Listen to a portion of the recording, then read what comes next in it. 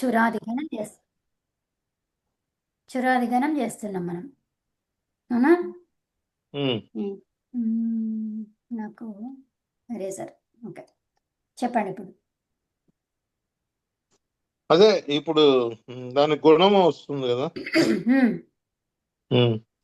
ఇప్పుడు మనకి ఏముంది ఇక్కడ? యుజ్ తర్వాత ఏం రావాలి? ఈ అండి నిత్యకి ఈ ఇప్పుడు కదా. నిత్యలో నిత్య చేసిన మీరు. సో నిత్య అనే ప్రత్యయం ఏంటిది అది మరి? ఆర్ధధాతు.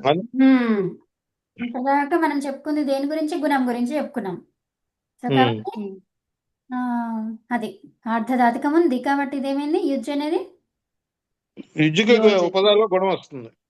ఏమైంది? యోజ్ అయ్యిందని చెప్పండి. తర్వాత ఈ ఇంకేమున్నాయి అందులో? చేయాల్సినవి ఏమైనా ఉన్నాయా కార్యాలు? ఇంకేం కలిపేసుకొని చెప్పండి. యోజి,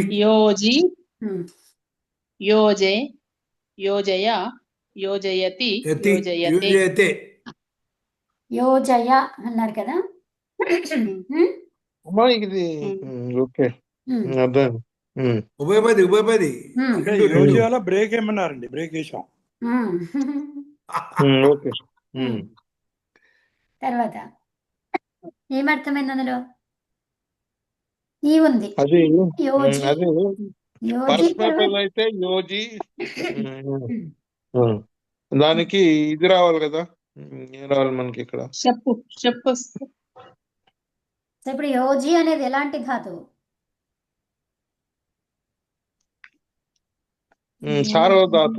ధాతువు కదా. ఎలాంటి ధాతువు అయ్యింది అది ఇప్పుడు? సో మనకు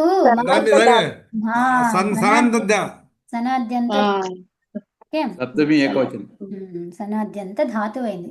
ఏమైంది? కొత్త ధాతువు వచ్చింది. మరి ఆ ధాతువుకి ఏమన్నా మార్పు జరిగిందా? ఏ ధాతువు అంటున్నారు? ఇప్పుడు యోజి అనేది యోజి అనే కొత్త ధాతువుకి వచ్చిందిగా, మార్పు వచ్చింది కదా. ఒక్క నిమిషం, అర్థంలో మార్పు జరిగిందా?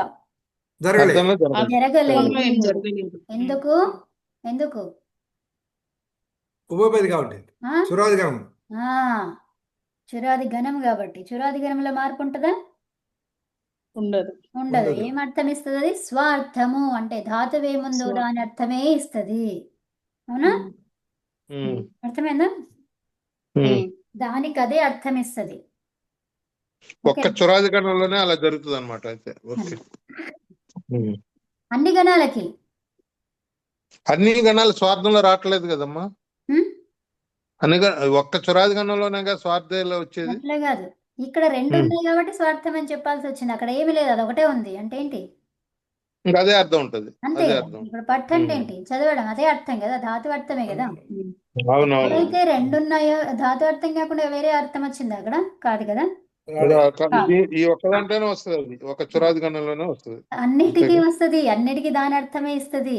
ఇక్కడ డిస్టింగ్విష్ ఎందుకైంది అంటే రెండు అర్థాలు ఉన్నాయి కాబట్టి. అది అక్కడ రెండు అర్థాలు లేవు, ఒకటే అర్థం ఉంది. అది అవునమ్మా, అదనమాట. ఇక్కడ ప్రేరణ కూడా ఉంది కాబట్టి అది రెండిటికి నిచ్చే వస్తుంది ప్రత్యయం కాబట్టి. అక్కడ ఏమన్నాము? స్వార్థం అని చెప్పుకున్నాము.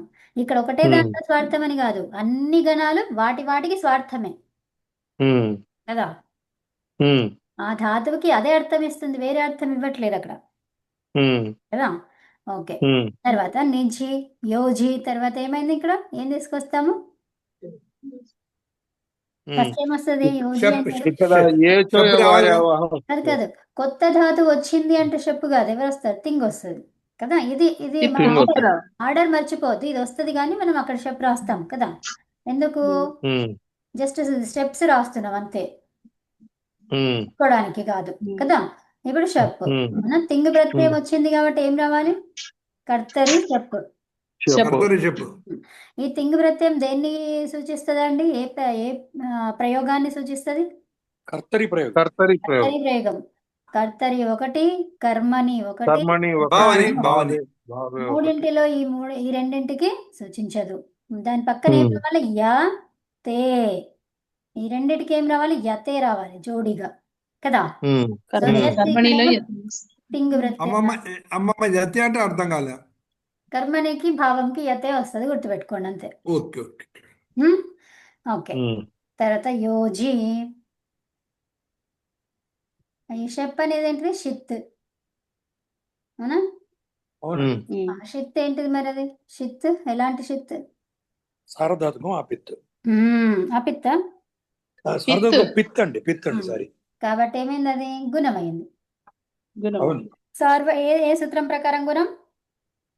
సార్వధాతుక అర్ధధాతుక యోహో.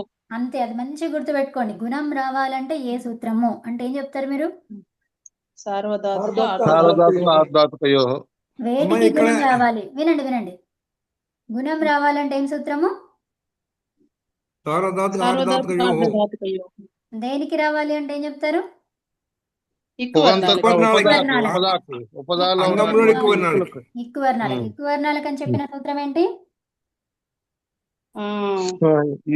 అది ఇకో గుణ వృద్ధి. ఇంకో గుణ వృద్ధి. తర్వాత ఇప్పుడు